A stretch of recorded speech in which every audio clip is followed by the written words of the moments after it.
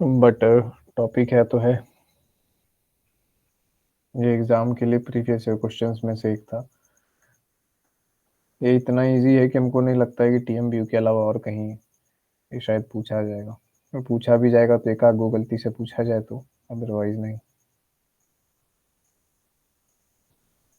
एक सेकेंड है।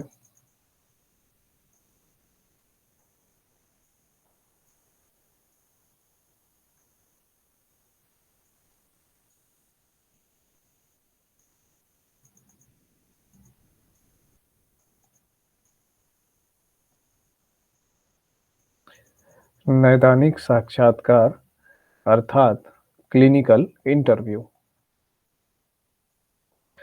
तो ये टॉपिक आज हम लोग पढ़ेंगे कि क्लिनिकल इंटरव्यू क्या होता है, क्लिनिकल इंटरव्यू से हम लोग क्या समझते हैं, उसके क्या क्या फीचर्स हैं, क्या क्या प्रोसेस है, एवरीथिंग, सब कुछ क्लिनिकल इंटरव्यू के बारे में। ठीक है। कोई बता सकता है पहले क्लिनिकल इंटरव्यू क्या होता है?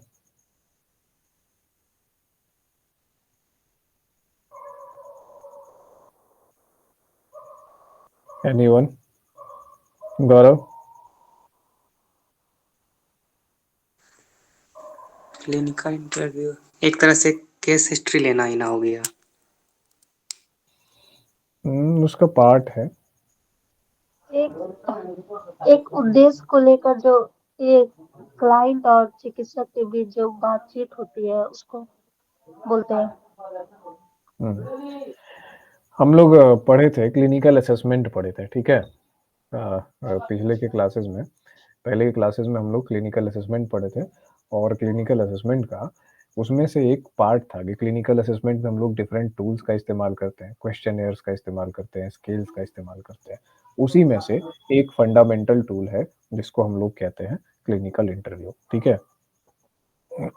तो क्लिनिकल इंटरव्यू किसका पार्ट है? ये पार्ट है क्लिनिकल साइकोलॉजिकल असेसमेंट का, या फिर क्लिनिकल असेसमेंट का, जिसको हम लोग क्या कहते हैं हिंदी में? मनोवैज्ञानिक मूल्यांकन, नैदानिक मूल्यांकन। साइकोलॉजिकल असेसमेंट कहेंगे मनोवैज्ञानिक मूल्यांकन को, तो क्लिनिकल असेसमेंट को हम लोग कहते हैं नैदानिक मूल्यांकन। तो नैदानिक मूल्यांकन का एक इम्पॉर्टेंट टूल था क्लिनिकल इंटरव्यू। क्यों टूल है? क्योंकि जब हम क्लिनिकल असेसमेंट कर रहे होते हैं तभी तो यूज करते हैं ना इसका, नैदानिक साक्षात्कार का। अदरवाइज कहाँ यूज करना है इसका? क्योंकि इसका नेचर ही क्लिनिकल है, तो जाहिर सी बात है कि क्लिनिकल असेसमेंट में ही आएगा।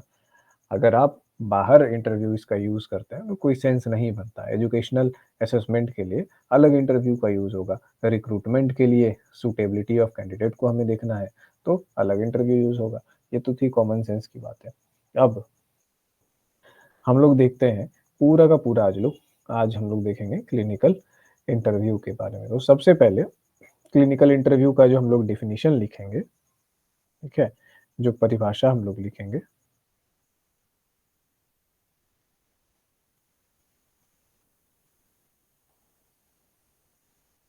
उसमें कौन कौन से वर्ड रहने जरूरी हैं। सेंटेंस आप स्वयं बनाइए, ठीक है, लेकिन किन किन शब्दों का रहना वहां पे जरूरी है। पहला चीज है कि क्लिनिकल असेसमेंट का, ठीक है, क्लिनिकल असेसमेंट शब्द इस्तेमाल होना चाहिए आपकी परिभाषा में। हिंदी में इसको कहेंगे नैदानिक मूल्यांकन, हम शॉर्ट में लिखते हैं नैदानिक मूल्यांकन। उसके बाद और किस वर्ड का इस्तेमाल होना चाहिए? ठीक है, थेरेपी वर्ड का इस्तेमाल होना चाहिए, चिकित्सा या चिकित्सा प्रणाली। ठीक है, हम आप लोगों को कीवर्ड दे रहे हैं। अब इन कीवर्ड्स का यूज करके आप लोग जो है डेफिनेशन अपना अपना सेंटेंस बनाएंगे। उन सारे सेंटेंसेस में इस कीवर्ड का इस्तेमाल होना चाहिए, इन कीवर्ड्स का जो हम दे रहे हैं, ठीक है।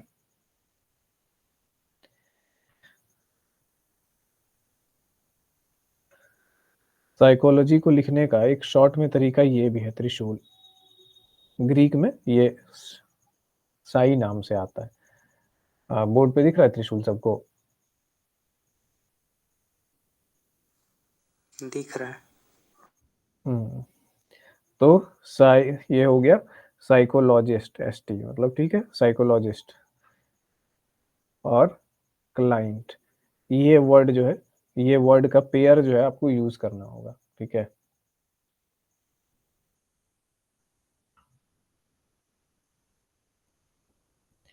इंफॉर्मेशन,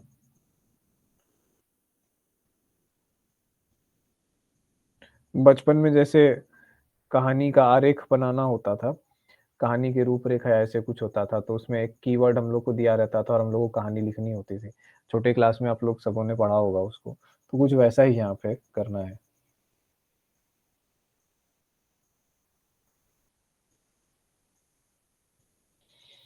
जानकारी के अंदर आप छोटे छोटे सब पॉइंट्स डाल सकते हैं, जैसे मनोवैज्ञानिक जानकारी, सामाजिक जानकारी, मेडिकल हिस्ट्री, लक्षण, है ना, मेंटल स्टेट, ये सब कुछ, ये यही सब जानकारी लेंगे ना उससे, क्लाइंट से।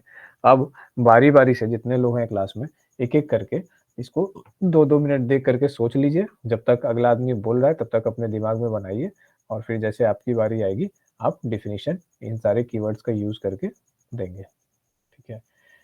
क्वेश्चन यही है कि परिभाषा क्या होगी इसकी, किसकी, क्लिनिकल इंटरव्यू की, नैदानिक साक्षात्कार की परिभाषा। नैदानिक साक्षात्कार क्या है, कौन बताएगा सबसे पहले? आज कहकशा नहीं दिख रही है।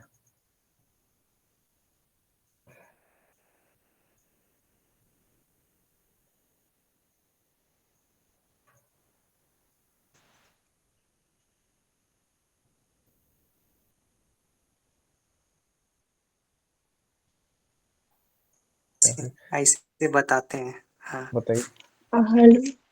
हाँ बोलिए ना। नैदानिक साक्षात्कार नैदानिक मूल्यांकन का एक पार्ट है, हम्म। जिसमें साइकोलॉजिस्ट क्लाइंट से बातचीत के माध्यम से हम्म। उसके अ, उसके बोले पास्ट के या फिर वर्तमान के स्थिति को जानने का कोशिश करता है। ठीक है। और हम्म, ठीक है, बढ़िया था। इसमें जानकारी में थोड़ा सा और ऐड कर सकते हैं, किस तरह की जानकारी, जो है बहुत तरह की जानकारियां होती है, बस वो डिटेल ऐड कर दीजिएगा और फिर एक थोड़ी सी। होता है वो मानसिक स्वास्थ्य से जुड़ी जानकारी इकट्ठा करना। हाँ ठीक है, मानसिक स्वास्थ्य वर्ड जैसे बहुत कोई अच्छा। मानसिक स्वास्थ्य से ग्रसित है, और हम्म। जो ये साइकोलॉजिस्ट है और क्लाइंट दोनों के बीच जो बातचीत होगा, तो हम्म। साइकोलॉजिस्ट या काउंसलर जो क्लाइंट से क्वेश्चन पूछेंगे, हम्म। यही हुआ, यही हुआ ठीक ये। है, तो ये हो गया।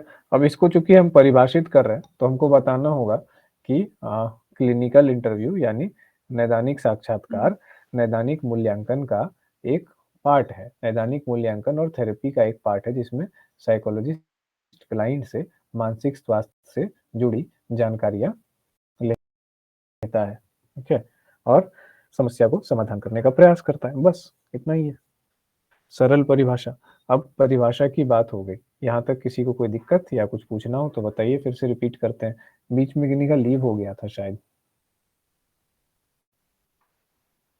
रिपीट करना है या वीडियो पे देख लीजिएगा, जैसी आपकी मर्जी। चलिए आगे बढ़ते हैं। उद्देश्य है क्लिनिकल इंटरव्यू का, उद्देश्य।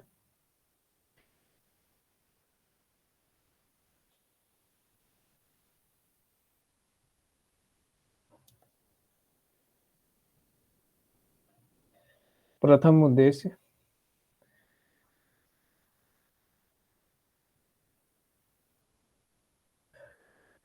असेसमेंट एंड डायग्नोसिस कहते हैं। इसमें असेसमेंट का तो मूल्यांकन है, डायग्नोसिस का क्या कहेंगे, जांच कहेंगे।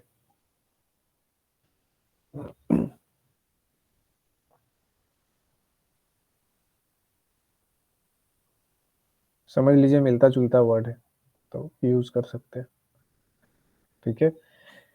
तो यहाँ पे क्या है कि पहला पर्पस बहुत क्लियर है नाम से ही, कि हमको क्या करना है, असेसमेंट करना है। किस चीज का असेसमेंट करना है? क्लाइंट के सिम्पटम का। और किस चीज का करेंगे? बिहेवियरल पैटर्न का, बिहेवियर का, है ना, बिहेवियरल पैटर्न। फिर यहाँ पे देखिए बिहेवियरल आया, मतलब लर्निंग वाला, ये बिहेवियर व्यवहार वाला नहीं, बिहेवियरल पैटर्न्स, है ना, कंडीशनिंग से रिलेटेड ये है, इसका चेक करेंगे हम लोग। उसके बाद क्या करेंगे, मेंटल हेल्थ। अब इसमें चाहे तो एक दो पॉइंट और भी जोड़ सकते हैं अपने साइड से। तो ये 3 पॉइंट है। मूल्यांकन करेंगे हम लोग, किस चीज का मूल्यांकन करेंगे, सिम्टम्स क्या क्या है उसमें, बिहेवियरल पैटर्न क्या क्या है, लक्षण,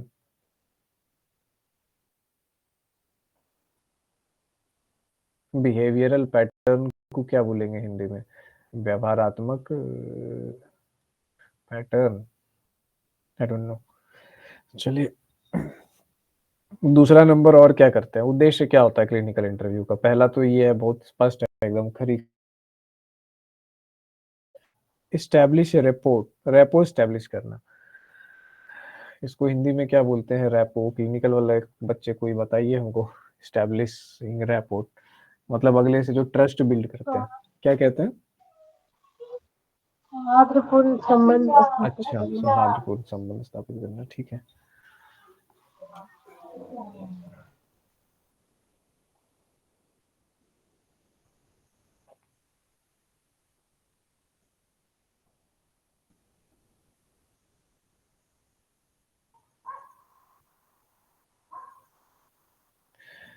रैपोर्ट बिल्डिंग,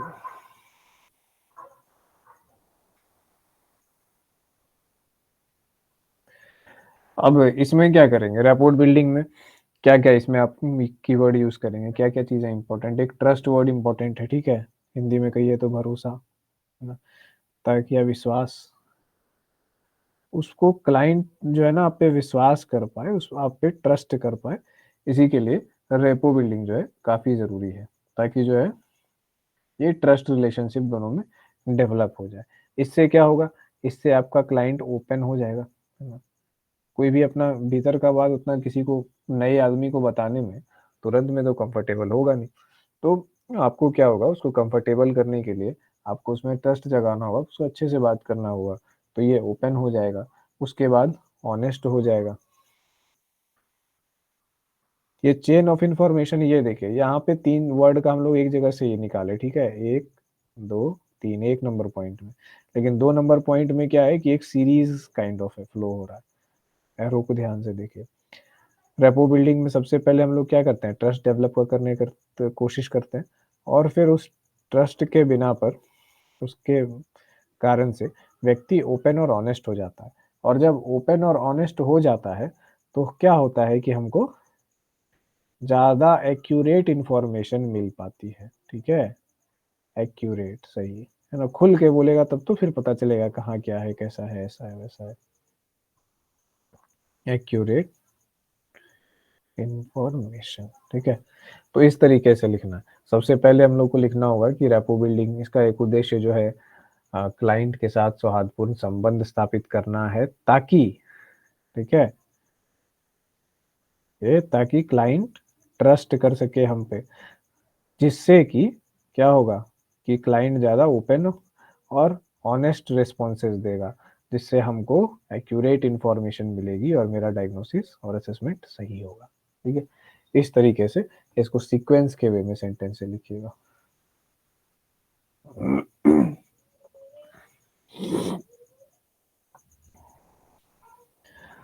चलिए, ठीक है, तो यहाँ तक किसी को कोई दिक्कत, रिपीट करना है, कुछ करना है ऐसा,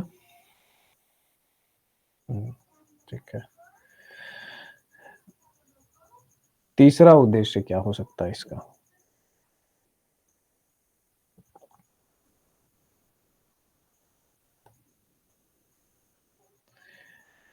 तीसरा उद्देश्य होता है ट्रीटमेंट की प्लानिंग, कैसे हम लोग प्लानिंग को ट्रीटमेंट करेंगे, है ना, यानी कि प्लानिंग, प्लानिंग योजना, चिकित्सा योजना।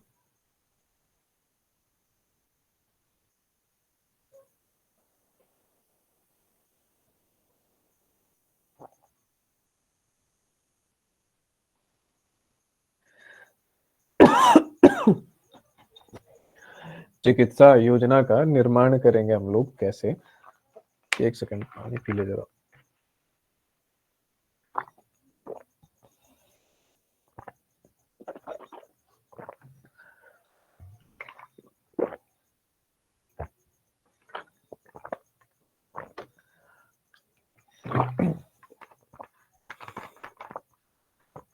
अब इन सारे पॉइंट्स को एक के बाद जो दूसरा या दूसरे के बाद तीसरा पॉइंट्स आता है साइकोलॉजी में, मोस्टली सारे पॉइंट्स एक दूसरे से जुड़े होते हैं। जैसे एक सूत्र में मोती का दाना पिरोया हो, एक के बाद दूसरा आता है, वैसे ही। मतलब देखिए यहाँ पे क्या है कि मूल्यांकन में क्या करना है हमको, सिम्टम जानना है, बिहेवियरल पैटर्न देखना है, मेंटल हेल्थ इश्यूज देखना है। तो कैसे देखेंगे, अगला तो आके तुरंत बताने नहीं लग जाएगा कि ऐसा ऐसा है, कहीं लिखा हुआ तो है नहीं। तो देखने के लिए क्या करना है, सौहार्दपूर्ण संबंध स्थापित करना। बहुत नेचुरल है, याद करने की आवश्यकता नहीं है, पॉइंट को एकदम समझिए। कैसे करेंगे, क्वेश्चंस पूछिए कैसे करेंगे ये काम। ऐसे करेंगे कि उस पर ट्रस्ट डेवलप करेंगे।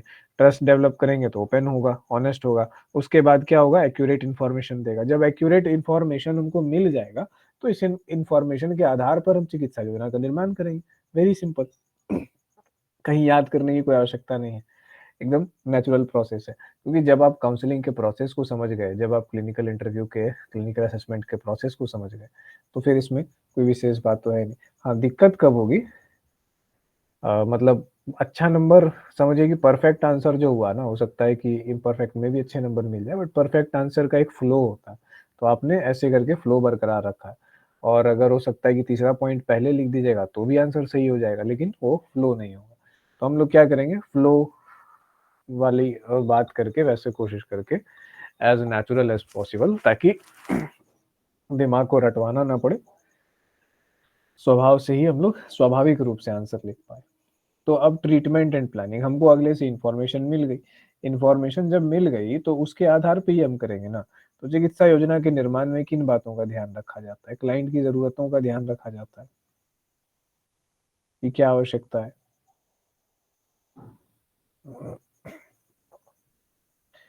क्लाइंट की आवश्यकताओं का ध्यान रखा जाता है, एक चीज हो गई। ठीक है, अब इसके बाद क्या है कि लक्ष्य क्या है, उनका ध्यान रखा जाता है। जब बात करेंगे तब तो मालूम चलेगा कि हाँ कहाँ क्या प्रॉब्लम है, और उस प्रॉब्लम का सॉल्यूशन हमारा लक्ष्य हो सकता है एक प्रॉब्लम, हो सकता है एक से ज़्यादा प्रॉब्लम हो। तो चिकित्सा योजना निर्माण के अंतर्गत क्या क्या आएगा, क्लाइंट की आवश्यकताओं को देखेंगे, ट्रीटमेंट के लक्ष्य क्या क्या है वो सब हम लोग क्लियर करेंगे। उसके बाद जो है यहाँ पे क्या क्या स्ट्रेंथ हो सकते हैं, क्लाइंट में क्या क्या स्ट्रेंथ है हर व्यक्ति का ना, चाहे कितना भी मानसिक बीमार हो या नॉर्मल हो, हर व्यक्ति में कुछ ना कुछ खास होता है और कुछ ना कुछ बुरा होता है। कई बार अच्छा और बुरा ये इस बात पे डिपेंड करता है कि आप किस सिचुएशन पे हैं। तो जैसे कि हो गया स्ट्रेंथ की बात, तो क्या उसकी जो है गुण है, गुण या वो कह लीजिए क्लाइंट में क्या गुण है या अवगुण है, तो स्ट्रेंथ है। जैसे कि जिद्दी होना, ठीक है। अब जिद्दी होना क्या है ना, कि गुण है या अवगुण है, कोई बताएगा?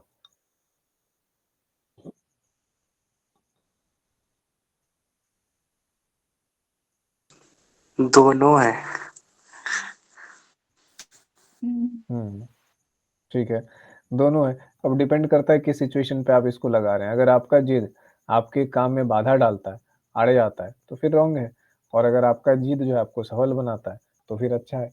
अमूमन क्या होता है कि मिला जुला होता है मिक्सचर। कोई आदमी इतना परफेक्ट तो हर समय नहीं होता है कि एकदम दिमाग जगा हुआ हो कि कहाँ पे जिद करना है और कहाँ पे नहीं करना है, तो वो लचीला स्वभाव का हो जाएगा। लेकिन आमतौर पे जिद्दी लोग क्या होते हैं, रिजिड होते हैं।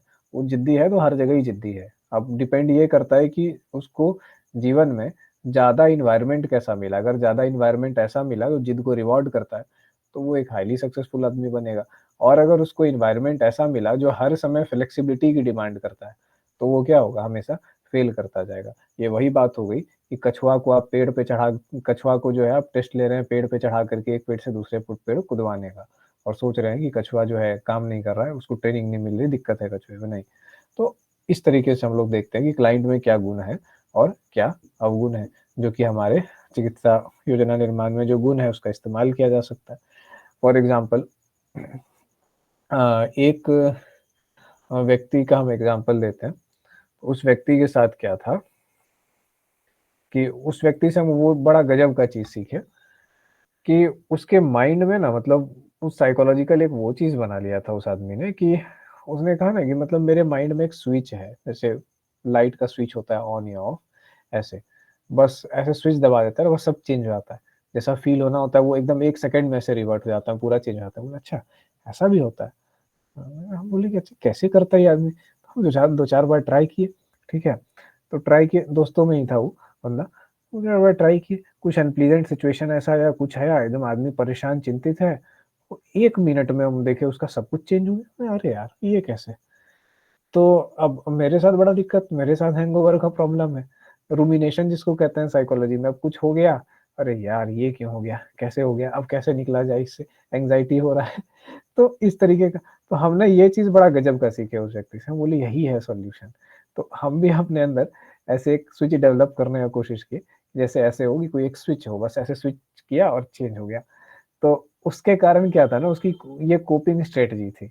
अब कुछ भी स्ट्रेसफुल सिचुएशन आ जाए, कितना भी खराब से खराब उसको सिचुएशन आ जाए, वो ऐसे इसका इस्तेमाल करता था स्विच की तरह, और एकदम पूरा चेंज होता था, जैसे कि उस सिचुएशन को कोई असर ही ना पड़ा हो, वापस एकदम रिफ्रेश बटन दबा दिया उसने, कंप्यूटर रिस्टार्ट करने के जैसे।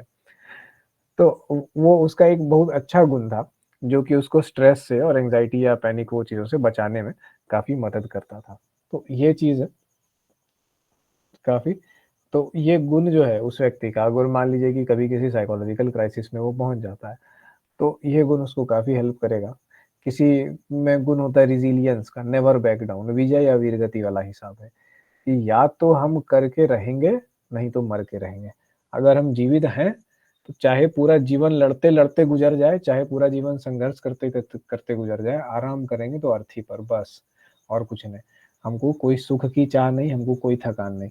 ऐसे जो लोग होते हैं, तब उनका क्या है कि अगर आपके सामने या किसी भी चीज़ को उसको हासिल करना है, वो कुछ नहीं देखेगा कि हमको 1 अटेम्प्ट लगेगा कि 2 अटेम्प्ट लगेगा कि 5 साल लगेगा कि 10 साल लगेगा कि जीवन भर लगेगा, वो उसको हासिल करके ही रहेगा, एकदम भूखा भेड़िया की तरह वो होगा। तो उस व्यक्ति का क्या स्ट्रेंथ है कि किसी भी चीज़ में अगर वो पड़ेगा, तो वो डिफीट नहीं होगा, क्योंकि उसके लिए हार कोई शब्द ही नहीं होता है। वो हारेगा, फिर उठेगा, फिर हारेगा, फिर उठेगा, नुकसान होगा, फिर उसको कोशिश करेगा। वो तब तक करते रहेगा जब तक उसका जिद पूरा नहीं होगा। तो ये एक ऐसा गुण जो है व्यक्ति में होगा, ये गुण क्या होता है कि असंभव कार्यों को संभव करने में मदद करता है। लेकिन इसका दुर्गुण भी होता है। लोगों को लगेगा कि यार क्या आदमी है, ये मतलब आदमी है कि प्रेत है? इसको कोई चीज़ का मोह ही नहीं है, ना इसको रेस्टोरेंट जाना है, ना इसको शादी में जाना है, ना इसको पार्टी करना है, ना इसको मतलब मॉल जाना है, कुछ नहीं करना है, बस लगा हुआ है तो लगा ही हुआ है, आधा जीवन बीत गया, लगले है। लोग कहाँ से कहाँ चला गया, लोग छोड़ के रास्ता बदल गया, ये कर लिया, लेकिन ये लगा हुआ ही है। तो इससे क्या होगा कि बहुत चीज़ें छूटेंगी भी, हो सकता है कुछ सोशल गोल्स आपके इनकम्प्लीट रह जाए। तो इस तरीके से जो गुण और अवगुण है, वो हम लोग का जो है ट्रीटमेंट के प्लानिंग में, यानी चिकित्सा योजना के निर्माण में इन बातों का बहुत ज़्यादा ध्यान रखना होता है। वो एक्स फैक्टर्स हैं, जो कि आपके ट्रीटमेंट को मतलब एक्स फैक्टर मतलब ईएक्स, ठीक है? वो इंडियन आइडल वाला एक्स फैक्टर नहीं, एक्स फैक्टर यानी एक्सटर्नल फैक्टर, जो कि आपकी चीज़ों को either they can make it और दे कैन ब्रेक इट। सफलता और विफलता के बीच का अंतर क्रिएट कर सकते हैं वो। कई बार है कि आपने क्लाइंट के ऐसे किसी गुण को पकड़ा ही नहीं और आप उसको जनरल ट्रीटमेंट दे रहे हैं। तो इट इज़ लाइक कि एक प्लेन था, आप उसको धक्का दे करके उड़ाने की कोशिश कर रहे हैं, लेकिन आपको पता ही नहीं था कि प्लेन के अंदर एक स्टार्ट बटन भी है। उसको अगर स्टार्ट कर दिए तो हो गया मेरा काम। उस पॉइंट को, उस गुण को अगर हमने ट्रिगर कर दिया उस व्यक्ति के अंदर, तो उसके बाद फिर वो खुद ऑटो पायलट पे लेकर के एकदम उड़ जाएगा, सब धज्जी उड़ा देगा। तो हनुमान जी के बारे में आप लोगों ने सुना होगा कि उनकी विनम्रता इतनी ज़्यादा थी कि वो मतलब इतने कम एरोगेंट थे कि वो भूल जाते थे कि मेरे पास इतना ज़्यादा ताकत और सिद्धियाँ हैं। तो उनको याद दिलाना पड़ता था, उनको बार-बार बोलना पड़ता था, मोटिवेट करना पड़ता था, यार तुम ये हो, तुम पहचान हो। तो अरे हम ये, हमसे कैसे होगा? तो जब उनको याद दिलाते थे, पहचानते थे, पुश करते थे, तो वो बोलते थे अच्छा लगता है ऐसा है, ठीक है तो एक बार देखते हैं, जय श्री राम प्रभु का नाम लेके करके देखते हैं। फिर जाते हैं करके देखने तो पता चलता है करने गए थे एक्स, तो हो गया एक्स स्क्वायर डबल पावर के साथ। तो ऐसी ही चीज़ों में ये चीज़ जो है क्लाइंट के गुण को पहचानना बेहद आवश्यक है। इससे क्या होता है ना कि एक तो ये उसकी नैसर्गिक प्रकृति का हिस्सा है, उसके स्वभाव का हिस्सा है। इससे वो खुद भी सीख रहा है कि कैसे प्रॉब्लम को सॉल्व करना, और उसके लिए भी ये चीज़ करना ईज़ी है, बशर्ते कि किसी और की बात फ़ॉलो करने की अपेक्षा, ठीक है? तो ये हुआ और चौथा जो हम लोग देखते हैं पर्पस, वो है रिस्क असेसमेंट। ये बहुत इंपॉर्टेंट पर्पस है क्लिनिकल इंटरव्यू का। केवल ठीक ही नहीं करना है, रिस्क का असेसमेंट करना है,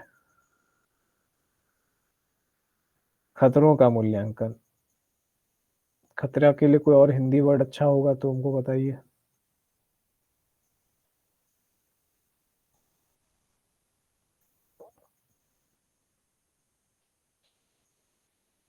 अब मान लीजिए कि कोई जो है अपने पास आया है क्लाइंट, ठीक है, दिल जला टाइप का है एकदम, पूरा एकदम उसको एकदम ये हो गया है कि नहीं हमको लड़की छोड़ दी है, पूरा एकदम तड़प रहा है, पूरा मर रहा है, कट रहा है एकदम, वो दिन रात उसी में बार-बार वही बोले जा रहा है, उससे निकल ही नहीं पा रहा है, अटक गया है वहीं पे जाकर के।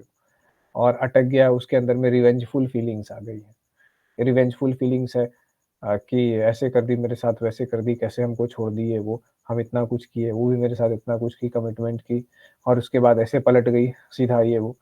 तो इतना ज़्यादा उसको आघात पहुँचा, सपोज़ जोखिम, ठीक, बहुत अच्छा, जोखिम, एक ही बात है खतरा या जोखिम। तो इतना ज़्यादा उसको आघात पहुँचा और उस चीज़ से वो पीड़ा से, कहते हैं ना कि pain makes the person villain. अगर कोई व्यक्ति विलन बनता है, तो उसके पीछे उसका कुछ ना कुछ दर्द होता है, ठीक है? कई बार दर्द नहीं होता है, कुछ लोग ऐसे तो साहित्यकार लोग कहते हैं कि मूलतः कोई व्यक्ति बुरा नहीं होता है, लेकिन साइकोलॉजिस्ट लोग जानते हैं कि मूलतः व्यक्ति मूलतः भी बुरे होते हैं, बहुत बुरे होते हैं, डार्क से डार्क होते हैं। ये केवल साहित्यकारों को लगता है कि कोई व्यक्ति मूलतः स्वभाव से बुरा नहीं होता है। आप जब एक बार काउंसलिंग या साइकोलॉजिस्ट के प्रोफ़ेशन में उतरिएगा ना, तो इतनी इतना काला-काला सब डार्क चीज़ देखिएगा ना कि आप जितना कांड पढ़े हैं न्यूज़पेपर और अखबारों में और जितना सुने हैं ना, उससे 100-100 गुना डार्क और खराब चीज़ें देखने को मिलती है और दिमाग लगभग हिल-हिल सा जाता है कि भाई ऐसा भी आदमी होता है। कोई रीज़न नहीं मिलेगा, कोई पेन नहीं मिलेगा उसके पीछे कि हाँ, कोई पेन था, कोई बदले की भावना थी, ऐसे-वैसे। जो क्रिमिनल में मिलता है, लेकिन कोई-कोई तो ऐसा होता है ना कि कुछ नहीं होता है। ले दे उन उनसे देख के ऐसा ही लगेगा ना कि जो हम लोग पढ़ते हैं कि पिशाच या प्रेत या शैतान या ऐसा कुछ होता है, वास्तव में ये लोग इंसान के शरीर में वैसा ही है कुछ। ऐसा अंदर सिहर जाता है वैसे केसेस के बारे में सुन कर के मन।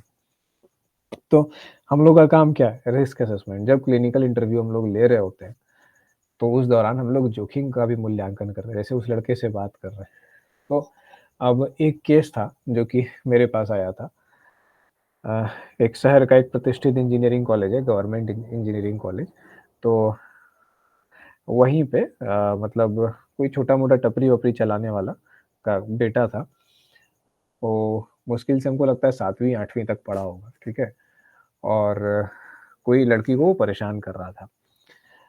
तो जिस कॉलेज की लड़की थी, एसएम कॉलेज की लड़की थी, तो वो संजोग से वहाँ पे मतलब उस कॉलेज के स्टूडेंट्स के साथ मेरा उठना-बैठना था। तो उस गुमटी पे चाय पीने के लिए लोग जाया करते थे। तो उस गुमटी के पास जाकर के क्या होता है कि बातचीत होती है, तो अब बातचीत होती है तो वो भी आ जाता था वहाँ पे, हाँ, के च चाय पिला के चलो तुम भी पी लो वहीं पे। तो मतलब टपरी उसके फ़ादर का था, वहीं पे रहता था और बातचीत करते-करते मुँह लगा टाइप से हो गया तो पी लिया। तो एक दिन क्या बोलता है कि ऐसे-ऐसे है, जो कॉपी में हमको किसी का नंबर बढ़वाना है। हम बोला कॉपी में नंबर हम कैसे बढ़वा देंगे, हमको कैसे बोल रहा है? तो फिर हमको लगा अच्छा देखें बोलता क्या है?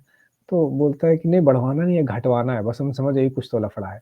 बस क्या किया गया, उसको पूछा गया कि नहीं क्या चक्कर है और देखें कि क्या किसी का नुकसान अगर करने की व्यक्ति कोशिश कर रहा है तो उसकी मंशा क्या है, कहानी क्या है?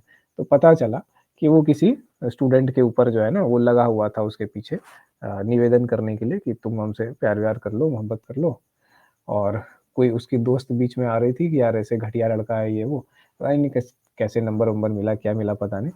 तो ये कह रहा था कि उसको हम बदला लेने के लिए हम क्या करवाएँगे, उसके कॉपी में नंबर कम करवा देंगे, उसको फेल करवा देंगे। बोले अच्छा, ठीक है हम देखते हैं।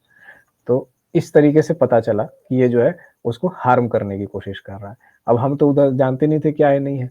अगर वैसा कुछ केस मान लीजिए, इसी को ये एक रियल लाइफ एग्ज़ाम्पल दिए, लेकिन साइकोलॉजिकल केसेस में तो बहुत बुरे-बुरे एग्ज़ाम्पल होते हैं। वो क्या करेगा, अब इतना ज़्यादा वो ये चीज़ हो गया ना, बोला कि ठीक है, शाहरुख खान की मूवी-वूवी देख कर के वो क्या था वो पुराना मूवी, अगर तुम मेरी नहीं हो सकती तो किसी और की भी मैं तुम्हें होने नहीं दूँगा। 90 के दशक की मूवीज़ जिसमें पागलपन और सनक का एक अलग ही चित्रण मिलता है। तो वैसे ही करके उसके माइंड में पूरा आया ऐसे, everything is fair in love and वार, जाके लड़की के मुँह पे कहीं तेजाब तो नहीं मार देगा?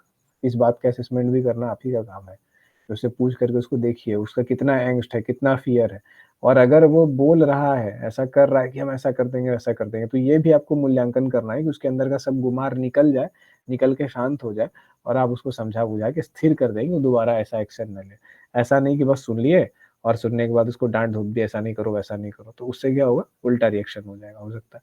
फिर उसको उतने ही ज़ोर से आएगा, क्योंकि पीड़ा को आप जितने ज़ोर से सप्रेस कीजिएगा, अन्याय को आप जितने ज़ोर से सप्रेस कीजिएगा, दूसरी बार वो दुगनी ताकत के साथ उठता है, ठीक है? क्राइम का सबसे बड़ा कारण यही है। जितने भी लोग, अब तो लोग शौक से क्राइम में जाने लगे हैं, ऑर्गेनाइज़्ड क्राइम ये सब चीज़ चलने लगा है प्रोफ़ेशन के समय में। लेकिन कुछ वर्षों पहले तक, कुछ क्या मतलब 1-2 दशक पहले तक, लोग कुछ न कुछ कारण से ही क्रिमिनल बनते थे। जब उनके ऊपर अन्याय हो गया या कुछ ऐसा हो गया, अत्याचार हो गया, वो डबल पावर के साथ जो है ना उस उठे और फिर जो है कुचल दिया। कोई दस्यु सम्राट बन गया, कोई फूलन देवी बन गई, तो ऐसे केसेज़ हम लोग को देखने मिलते हैं। तो ऐसे में क्या होगा कि रिस्क असेसमेंट आपको करना होगा। तो रिस्क असेसमेंट जो है, अब देखिए 4 पॉइंट है उद्देश्य, बहुत ज़्यादा लंबा नहीं लिखना है, क्योंकि पूरा का पूरा टॉपिक क्या है? पूरा का पूरा टॉपिक है नैदानिक साक्षात्कार, तो उसके बारे में सब कुछ बताना है। पहले डेफिनिशन बता दिया, 4 प्रमुख उद्देश्य हमने बता दिया, कवर कर लिया। अब जो है टाइप बताएँगे, कितने टाइप का क्लिनिकल इंटरव्यू होता है ना? नैदानिक साक्षात्कार के प्रकार, तो हम केवल प्रकार लिखते हैं, आप लोग जोड़ दीजिएगा। किसी भी इंटरव्यू का ना 3 प्रकार होता है, कहीं भी इंटरव्यू होगा ना तो मेनली आप उसका 3 प्रकार लिख सकते हैं, नैदानिक हो या किसी भी तरह का इंटरव्यू हो, कहीं पे भी, किसी भी सब्जेक्ट में, केवल साइकोलॉजी में नहीं।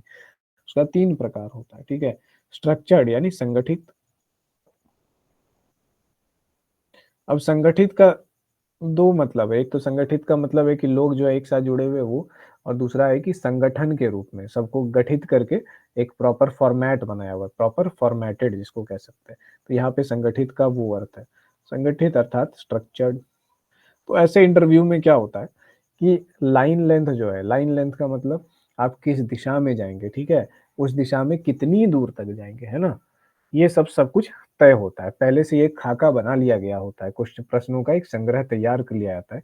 ये चीज़ें पूछी जाएगी, उससे ये एनालाइज़ किया जाएगा। तो इ उसको कहते हैं हम लोग संगठित इंटरव्यू। दूसरा जो है, उसको कहते हैं अर्ध संरचित, संगठित या संरचित भी कह सकते हैं आप इसको। अर्ध संगठित या अर्ध संरचित, सेमी स्ट्रक्चर्ड, सेमी स्ट्रक्चर्ड। इसमें क्या होगा?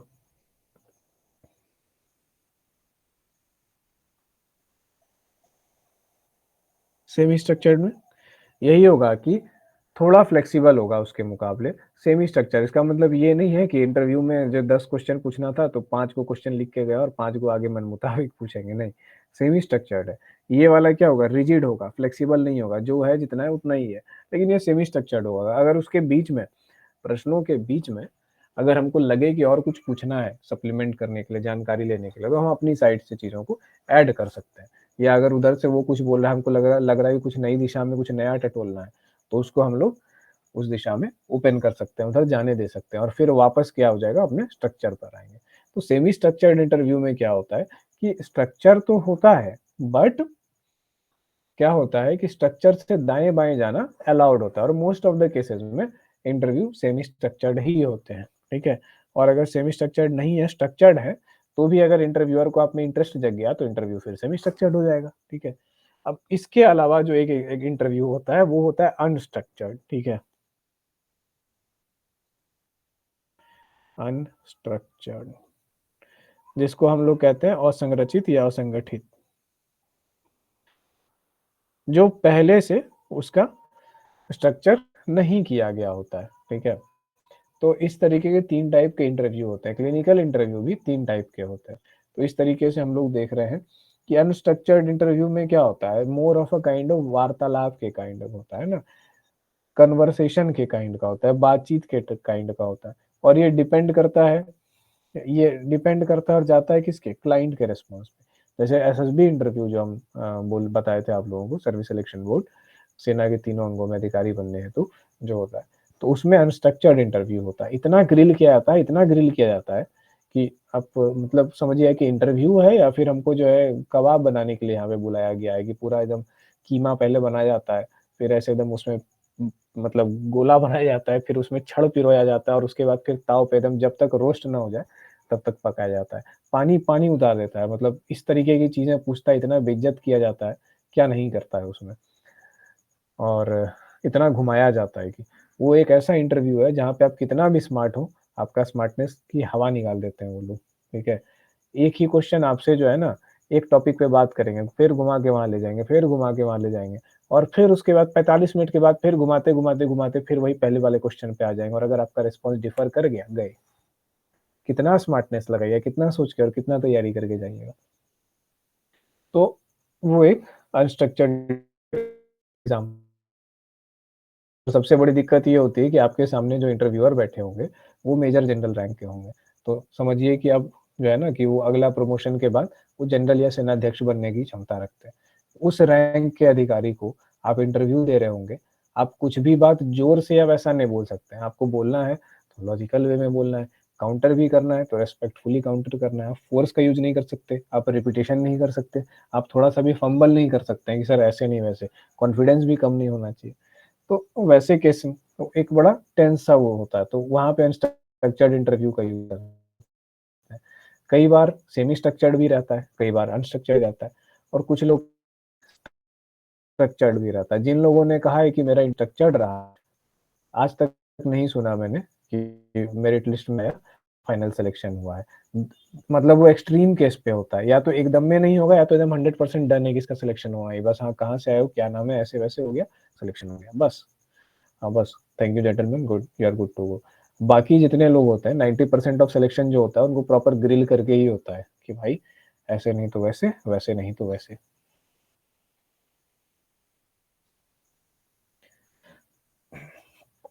तो अब हमने देख लिया कि कितने टाइप के इंटरव्यू हैं, इंटरव्यू का उद्देश्य क्या है। अब हम लोग देखेंगे कंपोनेंट, संघटक, हिंदी में संघटक कह लीजिए या अवयव कह लीजिए। नैदानिक साक्षात्कार के क्या-क्या अवयव हैं, ठीक है? कंपोनेंट्स।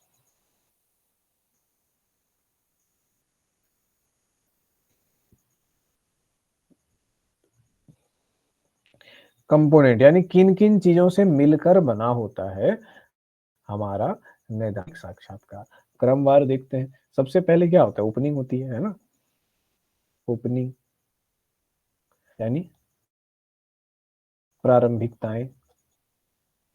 कॉपी में भी, प्रैक्टिकल कॉपी में भी आप लोग लिखते हैं प्रिलिमिनरीज़, है ना? प्रारंभिकताएँ। पेशेंट को बात करने से पहले, हाँ, ये ऐसे किया जाएगा, वैसे किया जाएगा, 5 मिनट में आपको इतना क्वेश्चन का रिस्पॉन्स देना है, जल्दी से जल्दी, जो भी है। तो ये जो है फ़ॉर्मेलिटीज़ का ये ओपनिंग है।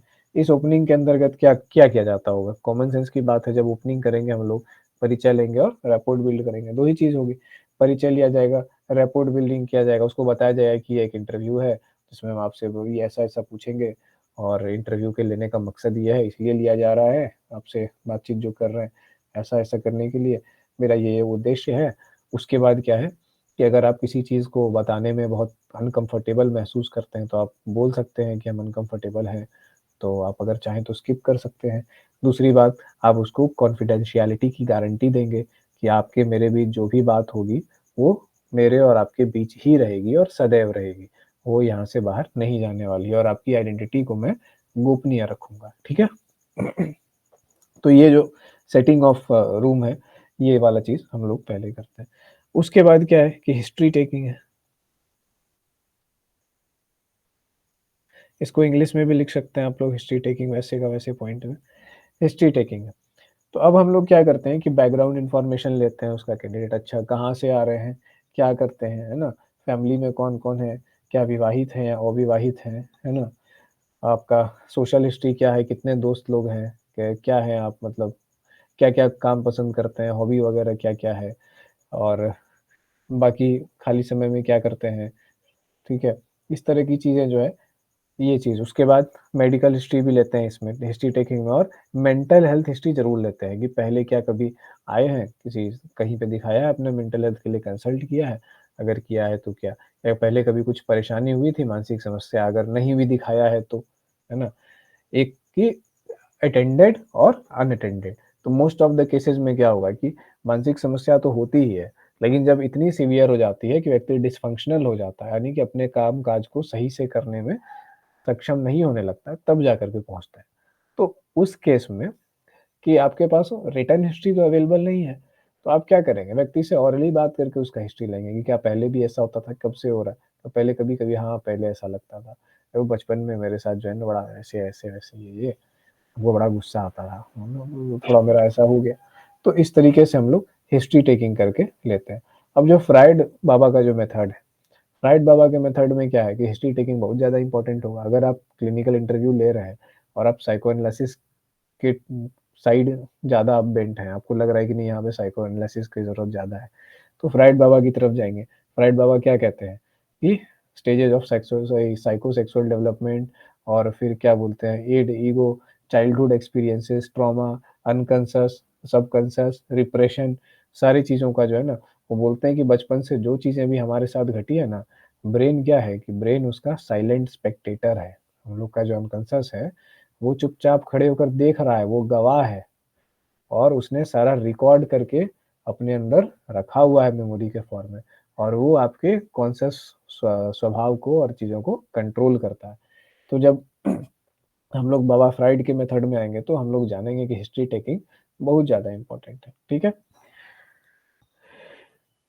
तो हम लोग क्या देखते हैं कि क्लिनिकल इंटरव्यू एक डायनामिक सिचुएशन है, जहाँ पे ऐसा कुछ नहीं है कि मतलब ऐसे ही फिक्स होगा, डिपेंड करेगा कहाँ पे क्या कैसा है। हिस्ट्री टेकिंग हो गया, भूतकाल की बात हमने जान ली, अब वर्तमान काल पे आना है। वर्तमान काल पे आना है तो हम लोग क्या करेंगे? करंट प्रॉब्लम असेसमेंट, ठीक है? वर्तमान में क्या दिक्कतें आ रही है ना? फ़ोकस वर्ड इसमें क्या है? प्रॉब्लम, प्रॉब्लम का असेसमेंट, ठीक है? पहले हम प्रॉब्लम देख रहे हैं, जब हमको प्रॉब्लम पता चल जाएगा तब ना आगे डिटरमाइन करेंगे कि ये प्रॉब्लम के लिए हमको मेंटल स्टेटस एग्ज़ामिनेशन या ये टूल यूज़ करना है। अगर हमको पता चलता है कि प्रॉब्लम है कि व्यक्ति में एंग्ज़ायटी है, या ऐसा लग रहा है कि डिप्रेशन है, तो हमको क्या करेंगे? अब इस रिसर्च मेथड से इसको जोड़िए। कि पहले क्या है कि मूल-मूल सा एक प्रॉब्लम हम लोग के पास आता है, ठीक है? उससे हम लोग एक कंस्ट्रक्ट कर देखते हैं। तो एक प्रॉब्लम आया, अगर डाउन फ़ील होता है, जीवन में कुछ होप नहीं लगता है, मर जाने का मन करता है, ये सारी चीज़ें। हम लोग के पास क्या है? कांसेप्ट है, हमने उसको, और उसके बाद जो है प्रॉब्लम को एक फॉर्मेट दिया। देखा कि इस प्रॉब्लम को किस मेथड से सॉल्व किया जाएगा, किन टूल्स का इस्तेमाल किया जाएगा। अब जब हमने प्रॉब्लम को आइडेंटिफ़ाई कर लिया है, तो असेसमेंट के अंदर भी बहुत सारी चीज़ें आएँगी। सबसे पहले तो आइडेंटिफ़िकेशन आएगा, फिर उसके बाद फाइनलाइज़ेशन ऑफ प्रॉब्लम आएगा, कि सबसे पहले हम प्रॉब्लम को पहचानेंगे, आइडेंटिफ़ाई करेंगे। उसके बाद हम लोग जो है फाइनलाइज़ करें कि हाँ, यही है ना प्रॉब्लम, दूसरा तो प्रॉब्लम नहीं है। उसको और तरीके से एंश्योर होंगे कि हाँ, बस यही प्रॉब्लम है, कहीं और मतलब क्या-क्या वेरिएबल हैं इसमें, क्या-क्या इश्यूज़ हैं, वो सब प्रॉब्लम प्रॉब्लम या प्रॉब्लम्स को आइडेंटिफ़ाई करेंगे, एक या एक से ज़्यादा। तो जब प्रॉब्लम को हम लोग आइडेंटिफ़ाई करके एक्सेस करते हैं, तो उसके बाद हम लोग फिर साथ में ये भी देखते हैं, जब प्रॉब्लम है तो उसका कुछ कॉन्सिक्वेंस भी आ रहा होगा, है ना? कुछ प्रभाव भी पड़ रहा होगा उस प्रॉब्लम का उसके जीवन पे, क्या-क्या प्रभाव पड़ रहा है? ये चीज़ें देखते हैं, ठीक है? मान लीजिए कि बहुत सारे प्रभाव हैं, उन सारे प्रभाव को हम लोग देखेंगे। तो इस तरीके से जब हम लोग फिर अपना गीता उल्टाएँगे, है ना? डीएसएम-4 कहिए, डीएसएम-5 कहिए, या फिर और भी आता है, आईसीडी आता है, आईसीडी-10 हमको लास्ट पता है, अब 11 आ गया हो तो आई डोंट नो। तो आईसीडी होता है, तो हाँ, वो गीता है, उसको उल्टाएँगे, या फिर आपको याद होगा स्वयं से ही, अगर आप प्रैक्टिशनर हैं। अगर आप नए हैं तो क्या करेंगे, आप देखेंगे उसमें हाँ, ये ऐसे-ऐसे है। तो देख कर के आप, लेकिन रियल लाइफ़ में क्या होता है, ऐसा नहीं होता है कि आप लिखे, फिर आपको रिसर्च करने का टाइम मिला, फिर आप उसको अगले दिन बुलाए कि अच्छा आओ, हम घर जाके देख आएँगे, नहीं। तो रियल लाइफ़ में भी आप इंटर्नशिप में रहते हैं, तो आपको आईसीडी-10 और डीएसएम-4 टीआर ये सब चीज़ जो है ना, आपको पता होना चाहिए, और नहीं पता है तो उसको बार-बार पढ़ के ऑलमोस्ट याद करना होगा। तभी तो रियल टाइम में जब केसेस होंगे और आपके जो सुपरवाइज़र है वो आपको बताएँगे कि देखो ऐसे-ऐसे लिखा, इसमें है ना, तो आपको पता होना चाहिए ना डीएसएम-4 में। नहीं तो दिन भर में 20 केस आएगा, 20 बीमारी का, सुपरवाइज़र बोलेंगे हाँ, इसमें ये लक्षण है और बीसों घेच-पेच हो जाएगा, कुछ पता ही नहीं चलेगा। तो रीडिंग काफ़ी इम्पोर्टेंट हम लोग पहले पढ़े थे कि एजुकेशन और ट्रेनिंग का क्या इम्पोर्टेंट है। हर चीज़ एक-दूसरे से जुड़ रही है, ये देखना है हम लोगों को। तो प्रॉब्लम असेसमेंट जब हमने कर लिया, इसके बाद हम लोग एमएसई पे जाएँगे, इसको कहते हैं मेंटल स्टेटस एग्ज़ामिनेशन। एमएसई यानी मेंटल स्टेटस एग्ज़ामिनेशन, इसको ऐसे ही लिखिएगा हिंदी में भी, मेंटल स्टेटस एग्ज़ामिनेशन। तो इसमें क्या होगा कि जब हम लोग मेंटल स्टेटस एग्ज़ामिनेशन के वे में जाएँगे, तो हम लोग क्या हुए कि फॉर्मलाइज़्ड हो गए। अब प्रॉब्लम को देख के हम एक टूल को उठाएँगे और उस टूल पे रख देंगे और स्कोरिंग या स्केलिंग कर लेंगे। मेंटल स्टेटस एग्ज़ामिनेशन एक स्टैंडर्ड फॉर्मेट है, ठीक है? उसके अंतर्गत ये एक प्रक्रिया है, जैसे रिसर्च एक प्रक्रिया है, वैसे मेंटल स्टेटस एग्ज़ामिनेशन एक प्रक्रिया है। ये क्लिनिकल इंटरव्यू या क्लिनिकल असेसमेंट की तरह फ्लेक्सिबल प्रक्रिया नहीं है, इसका एक रूपरेखा बना हुआ है, जिसमें सारी चीज़ें तय है कि ऐसे, ऐसे, ऐसे किया जाता है। कई बार इसमें चेंज भी होता है, तो वो थोड़ा बहुत आप कर सकते हैं चेंज, बस ऐसा नहीं है कि क्लिनिकल असेसमेंट की तरह फ्लेक्सिबल है कि अपने से आप वो सारा कुछ ये कीजिए। तो एमएससी जो है मोस्ट ऑफ द केसेस में एक रिजिड पार्ट है। तो एमएससी में क्या होता है, उसमें क्वेश्चंस होते हैं, ठीक है? उसमें देखना होता है कि क्लाइंट का अपीयरेंस कैसा है, कैसा वो दिख रहा है ना? किस तरह के कपड़े पहने हैं, उसका चाल-ढाल कैसा है, बिहेवियर कैसा है, मूड कैसा है, ठीक है ना? वो कितना बातों को समझ पा रहा है, कितना रिस्पॉन्स कर पा रहा है, मतलब जो हम पूछ रहे हैं उसका एकदम सही जवाब दे पा रहा है कट टू कट, या फिर वो कितना ये चीज़ है, और कितना किसी चीज़ को कितना समझ पा रहा है। तो इससे क्या होता है कि स्टेट का उसका एक हम लोग का एक स्क्रीनशॉट मिल जाता है, एक स्नैपशॉट, एक पिक्चर मिल जाता है। तो ये चीज़ बेहद ज़रूरी होती है यहाँ पे देखने के लिए, ठीक है? तो जब इससे हम लोग को क्या गया, वर्तमान में देखें और उसके पूरे स्टेटस को एक पूरा उसका पिक्चर बना लिए। अब क्या है कि जब हम लोग साइकोलॉजी की बात करते हैं ना, तो एक बड़ा रोचक सा ये चीज़ है हम लोग के समाज में, साइकोलॉजी डेवलप कहाँ हुआ? वेस्ट में। बना कहाँ? वेस्ट में। फॉर्मलाइज़ कहाँ हुआ? वेस्ट में, ठीक है? और वेस्ट की जो सोसाइटी है, जो उसके समाज के जो आदर्श हैं, उसका जो दर्शन है, वो किन बातों पर है? वो वेस्टर्न फिलॉसफी है, और वेस्टर्न फिलॉसफी का नेचर कैसा है? भौतिक। और जो ईस्टर्न फिलॉसफीज़ है, उसका नेचर कैसा है? भौतिक नहीं है, आध्यात्मिक है, ठीक है? ईस्टर्न फिलॉसफीज़ में किस बात की प्रधानता है? ईस्टर्न फिलॉसफीज़ में वैल्यूज़ की प्रधानता है, परोपकार की प्रधानता है, चीज़ों के पीछे भागना नहीं है, धन के पीछे भागना नहीं है, फ़कीरी की प्रधानता है, आंतरिक शांति की प्रधानता है। कष्ट को जो है हम लोग क्या समझते हैं कि अपने चरित्र को मजबूत करने का माध्यम समझते हैं। तो इस तरह की चीज़ें हम लोग के समाज की नींव है। लेकिन उनके यहाँ पे क्या है? उनके यहाँ भौतिक साधन की व्यवस्था है, डोमिनेशन की वो चीज़ है। ग्रीक और ये सब कल्चर का जब लिटरेचर पढ़ते हैं, तो आप देखिएगा कि कैसे उसमें ग्लोरीफाई किया गया योद्धाओं को, है ना? उनके ताकत को, उनके शक्ति को। मिडाइवल टाइम का जैसे एक वेब सीरीज़ है गेम ऑफ थ्रोन्स, ठीक है? और ऐसे बहुत सारी चीज़ें हैं। उस टाइम से मिलती-जुलती चीज़ें हैं। तो कूटनीति, छल प्रपंच, है ना? वेश्यावृत्ति, क्या-क्या चीज़ें नहीं थी, और उन सब को मतलब ऐसा नहीं था कि उसमें वैल्यू वाली चीज़ें देखी जाती थी, उसमें ये थे पावर, ठीक है? किसके पास कितना पावर है, भौतिकता वाली चीज़, और कौन कितना बढ़िया से रह सकता है, कितना ऊँची। और हमारे यहाँ क्या था, फ़कीरी भी है तो ठीक है, वैल्यू होना चाहिए भाई। हाँ, ऐसा नहीं कि आप पूरा एकदम चमक में हैं और वैल्यू एकदम गायब है। वही कहते हैं ना, चेहरा से ऐश्वर्या राय और अंदर से बरगाही भाई। तो ऐसा वाला काम जो है नहीं चलेगा हम लोग के यहाँ। लेकिन अब इसके हिसाब से उनके सोसाइटी का जब हम लोग स्केल उठा करके लाते हैं, और उस स्केल पे अगर आप किसी व्यक्ति को जज कर रहे हैं, देख रहे हैं कि उसमें एक क्वेश्चन है कि क्या वो दिखने में स्मार्ट है, ठीक है? क्या वो देखने में हैंडसम है? वो स्मार्ट हैंडसम की परिभाषा क्या है कि भाई दाढ़ी-वाढ़ी ट्रिम किया हुआ है ना? एकदम पूरा बाल-वाल एकदम अच्छे से है, एकदम गियर में एकदम बढ़िया से शर्ट पैंट एकदम खटाखट, एकदम क्या बोलते हैं डेंटी बन के जेंटलमैन काइंड ऑफ। तो वैसे करके है, तो फिर उसको हम सही समझ रहे हैं। और देख रहे हैं कि आ गया हवाई चप्पल में, पैंट आयरन किया हुआ नहीं है, टी-शर्ट लूज़ है, तो इसका मतलब ये खराब है। अब हो सकता है कि उस व्यक्ति में ना वेस्टर्न वेस्टर्नाइज्ड वैल्यूज उतना ज़्यादा नहीं हो, वो उतना ज़्यादा वैल्यू नहीं देता होगा कि यार एकदम ऐसे होता है ना कि एकदम पूरा एकदम neat and clean tip top जाके एकदम एकदम पूरा वैसे होना चाहिए। हो सकता है नहीं हो, उसको लगता होगा नहीं this is not important, values are important, है ना? मैं जो कर रहा हूँ वो इम्पोर्टेंट है। तो कई बार क्या होगा कि एमएससी में ये हम मतलब रियल वर्ल्ड की बात बता रहे हैं कि ये हम लोग के टूल्स के जो फ्लॉ हैं, हम लोग को यूज़ करते टाइम उसको देखना होगा क्योंकि साइकोलॉजी कॉपी पेस्ट हुई है वेस्ट वेस्ट से और वेस्ट का कॉपी पेस्ट के कारण यहाँ पे बहुत ज़्यादा दिक्कतें हुई हैं। अब जैसे कि संतोष की प्रवृत्ति है ना, थोड़ा दान देने की प्रवृत्ति, फक्कड़पन वाली चीज़ें हैं। इन चीज़ों में अगर आप बहुत आगे हैं, तो कई मामलों में आप साइकोलॉजी के मतलब जो मानदंड है एमएससी के मानदंड या कुछ कुछ रोगियों के मानदंड में आप आ सकते हैं, कि इसमें ये डिसऑर्डर है ऐसा-वैसा, जो कि देख के काफ़ी ये लगता है कि मतलब एक अच्छा हेल्दी सा आदमी है, अगर वो ज़्यादा भौतिक नहीं है, अगर वो सोच रहा है ना ठीक है जितना संतोषम परमम सुखम है, तो उसको आप कह रहे हैं कि नहीं ये लो मोड में चला गया। ये थोड़ा-सा जो है ना इसका लो मोटिवेशन है जीवन के प्रति, ये नहीं होना चाहिए, मोटिवेशन हाई होना चाहिए। ही शुड बी लाइक किसी भी व्यक्ति के अंदर मोटिवेशन होना चाहिए एकदम सिकंदर के जैसा, दुनिया जीत ले ऐसे-वैसे। तो ये एक डिफरेंस पैदा करती है फिलॉसफी, किस जगह की फिलॉसफी कैसी है, कहाँ का दर्शन कैसा है।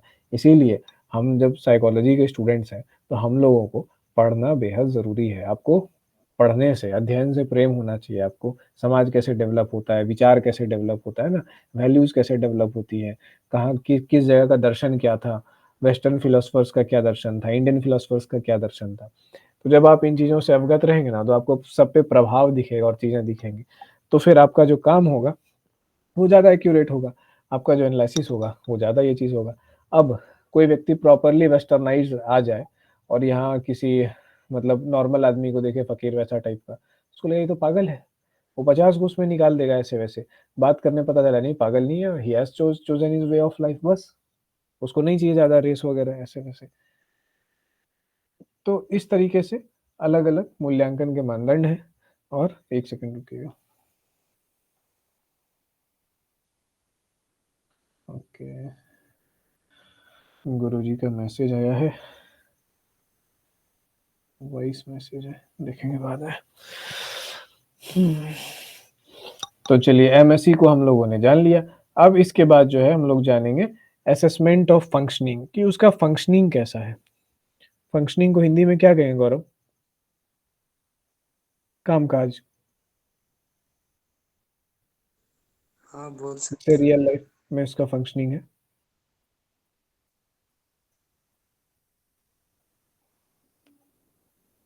चाल चलन फंक्शनिंग क्या कहेंगे असेसमेंट को हिंदी में?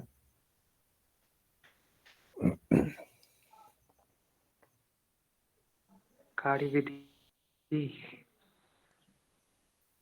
कार्यविधि थोड़ा मशीन के सेंस में हो जाता है, एग्जैक्ट नहीं आ रहा है।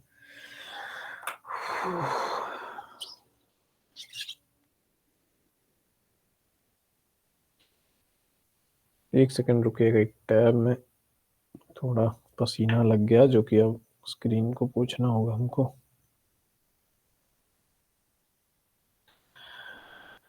असेसमेंट ऑफ फंक्शनिंग, तो उस आदमी का फंक्शनिंग कैसा है लाइफ में, है ना? कई बार चीज़ें इतनी हृदय विदारक हो जाती हैं कि व्यक्ति का फंक्शन करना काफ़ी मुश्किल हो जाता है। जो चीज़ को मतलब जो आदमी अपने दिन के काम-काज को और नॉर्मल ड्यूटी, नॉर्मल जॉब्स को बहुत आराम से कर रहा था, उन चीज़ों में इतनी ज़्यादा दिक्कत हो जाती है कि वो ऑलमोस्ट डिफंक्ट हो जाता है ना? छोटा-सा काम है, सरल-सा काम है, फ़ोटोस्टेट करने का काम है। वर्षों से फ़ोटोस्टेट की शॉप चला रहा है, लेकिन कर रहा है तो दिमाग घूम रहा है। कि ये वाला बटन 2 बार दाब दिए, 3 बार दाब दिया, उल्टा जा रहा है, पेज सीधा आ रहा है, आगे-पीछे करने में गड़बड़ हो रहा है। तो ये इस तरीके की जो है ना हम लोग को देखना है कि क्या उसका जो फंक्शन है, क्लाइंट की एबिलिटी टू फंक्शन जो है वेरियस एरियाज़ ऑफ लाइफ़ में, क्या ठीक है? अब यहाँ पे बात है वेरियस एरियाज़ ऑफ लाइफ़, जीवन के विभिन्न क्षेत्रों में, है ना? एक क्षेत्र में नहीं देखना है, केवल जॉब में नहीं देखेंगे, रिलेशनशिप्स में देखेंगे। रिलेशनशिप्स का मतलब जो घर परिवार के रिलेशनशिप हैं, अपने पार्टनर के साथ जो रिलेशनशिप है, बच्चों के साथ जो रिलेशनशिप है, क्या उसमें उसका फंक्शनिंग सही है? क्या वर्क पे उसका फंक्शनिंग सही है? क्या सेल्फ केयर पे उसका फंक्शनिंग सही है? जैसे मान लीजिए कि कोई व्यक्ति के साथ वो डिप्रेशन में, सीवियर डिप्रेशन में चला गया, ठीक है? सेपरेशन हुआ था उसका अपने जिस जो पार्टनर था उसके साथ उसका सेपरेशन हो गया। तो आप मान लीजिए कि 3 एरिया देखते हैं हम लोग, ठीक है? वर्क देखेंगे, अगर स्टूडेंट है, पढ़ नहीं पा रहा है, बिल्कुल मन नहीं लग रहा है, ठीक है? एकदम ऐसा था कि खन्नास था कि समझिए कि वो जो है ना ज़ुबान पे सरस्वती बैठी हुई है, सब दिन सब जगह टॉपरे रहा। लेकिन क्या हो रहा है कि नॉर्मल सा क्वेश्चन उसको एग्ज़ाम का समझ में नहीं आ रहा है, दिमाग एकदम क्लाउडेड लग रहा है वर्क में। ऑफ़िस जा रहा है, ऑफ़िस में जो वर्षों से काम कर रहा है, वो नहीं हो पा रहा है उससे। एक मतलब 1 पेज का फ़ाइल लिखने में, एक एप्लीकेशन लिखने में उसको 10 बजे से लेके 4 बजे तक लग जा रहा है। तो ये क्या है कि वर्क एरियाज़ में हम लोग देखेंगे, रिलेशनशिप एरियाज़ में देखेंगे कि मान लीजिए किसी लड़के का एग्ज़ाम्पल लेते हैं, ठीक है? अब इसका रिलेशनशिप क्या हो रहा है, आस-पास स्ट्रेन हो रहा है।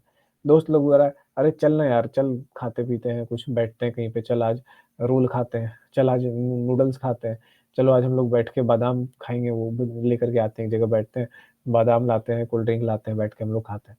तो ऐसे करके चल रहा है, लेकिन ये बोला, "धो यार हम नहीं जाएँगे, दो नहीं जाएँगे।" कहीं गया भी, तो बोला, "हमको जाना है यहाँ से, अब 3 लोग बैठा हुआ है ना, हमको जाना है, हमको घर जाना है, हमको घर पहुँचा दो।" चीज़ें खराब कर रहा है। मदर-फादर के साथ रिलेशनशिप स्ट्रेन्ड हो गया, कुछ भी बोल रहे हैं, चिड़चिड़ा रहा है हर बात में, गुस्सा के जवाब दे रहा है, चिल्ला रहा है, ठीक है? तो फ्रस्ट्रेटेड हो गया, तो वहाँ पे फंक्शनिंग क्या हुई? खराब हुई। और तीसरी चीज़ ना सेल्फ केयर, व्यक्ति अपने केयर, जहाँ पे अपना केयर करना होता है, उसकी फंक्शनिंग जो है बिल्कुल छोड़ देता है। तो ऐसा लगता है कि असेसमेंट ऑफ फंक्शनिंग में उसका जो सेल्फ केयर है, वो एकदम ये हो गया, एकदम खुद पे ध्यान ही देने नहीं लगा कि कपड़ा साफ है, टूटा-मुड़ा है, गंदा है, बाल बढ़ गए, नाखून बढ़ गए, ब्रश किया, नहीं किया।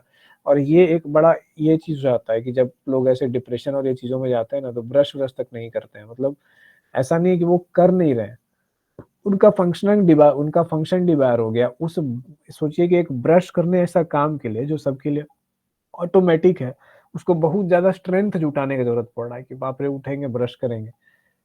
तो ये एक कंडीशन है, इसको आप ये मत सोचिए कि व्यक्ति दिमाग से कमज़ोर है, हम ज्ञान दे देंगे, हम ऐसे-वैसे कर देंगे, नहीं। वो कंडीशन है जिसका एक न्यूरोलॉजिकल बेसिस भी है कि उसको नहाना बहुत भारी लग रहा है, मतलब इतना बोझिल लग रहा है, नहाना बहुत नाखून काटना लग रहा है यार, नाखून काटना। सेल्फ केयर जो है पूरा का पूरा वो चला गया, सेल्फ इमेज जो है वो पूरा का पूरा चला गया, कॉन्फिडेंस पूरा का पूरा खत्म, वर्क पे फंक्शनैलिटी खत्म, रिलेशनशिप जो है और जगह पे स्ट्रेन्ड हो गया। मदर-फादर के साथ, यहाँ-वहाँ सबके साथ, किसी के साथ गया है तो घुलने-मिलने का मन नहीं कर रहा है, बात करने का, एकांत में बैठने का मन कर रहा है। तो ये देखिए कि जैसे एक केस हम लोगों ने देखा कि हम लोग क्या करेंगे, असेसमेंट ऑफ फंक्शनिंग देखेंगे कि अलग-अलग जीवन के क्षेत्रों में उसका क्या फंक्शनिंग है। अब जो नॉन साइकोलॉजिस्ट होते हैं या सेल्फ क्लेम्ड साइकोलॉजिस्ट, इंजीनियरिंग पढ़ के आए हैं लेकिन साइकोलॉजी शब्द सुना है, 2-4 नेट पे वीडियो देख लिया है, एस से जिनका नाम होता है, साइकोलॉजिस्ट कहते हैं कि वो बहुत ईगोइस्ट होते हैं। ले इस प्रकार की जो है ना मनोविज्ञान पढ़ लिया है यूट्यूब वाला। उस तरह के लोग क्या करते हैं, सिर्फ़ सेल्फ केयर के लेवल पे देख कर के लोगों को जज करने लगते हैं ना। वर्क में हो सकता है वो चंगेज़ खां होगा, किसी को मतलब टिकने ही नहीं देगा, आस-पास नहीं भटकने देगा जहाँ भी वर्क करेगा। रिलेशनशिप में हो सकता है कि एकदम गाढ़ा रिलेशनशिप हो, दोस्त सबसे एकदम बहुत बढ़िया हो। सेल्फ केयर के मामले में हो सकता है कि थोड़ा-सा डल हो। क्यों डल हो? काहे कि दिन-रात तो मेहनत ही कर रहा है। उसके लिए सुबह से रात होती है और रात से सुबह होता है, बस यही होता है। अब बाल कौन झाड़ेगा यार? कौन तेल लगाएगा और कौन देखेगा बाल सीधा हुआ है कि नहीं हुआ? सीधा हाथ मारो, निकल जाओ। कपड़ा बस इतना देखो साफ है कि नहीं है, मुड़ा-तुड़ा हुआ है, क्या है उससे मतलब नहीं है। अब पैर में जूता डालेगा, मोजा डालेगा, निकल गए वैसे में। तो लोग क्या करेंगे? देखेंगे, अरे यार! ये कहाँ, ये तो डेंटी बन के नहीं आ रहा है, तो इसका मतलब है इसकी एरिया ऑफ फंक्शन नहीं हो सकता है, डिप्रेस है, एंग्ज़ायटी। और सबसे पहले आपको देख के लोग यही सवाल पूछेंगे, क्या हो गया तुमको? ऐसे काहे रहता है? दाढ़ी काहे नहीं कटाता है? कोई तकलीफ है? तो ऐसे करके लोग जज करने लगेंगे, फिर आपको लगेगा वाह! डोंट जज मी बाय माय क्लोथ्स ब्रो। मेरे सामने टिक के दिखाओ, काम करो, उसके बाद बताओ, या फिर हम जो काम कर रहे हो एटलीस्ट उसमें कुछ इनपुट ऐड करो। तो इस तरीके से क्या है, किसी एक पॉइंट पे अगर आप देखेंगे तो आप सही एरिया पे नहीं पहुँचेंगे, आपको तीनों में देखना है ना?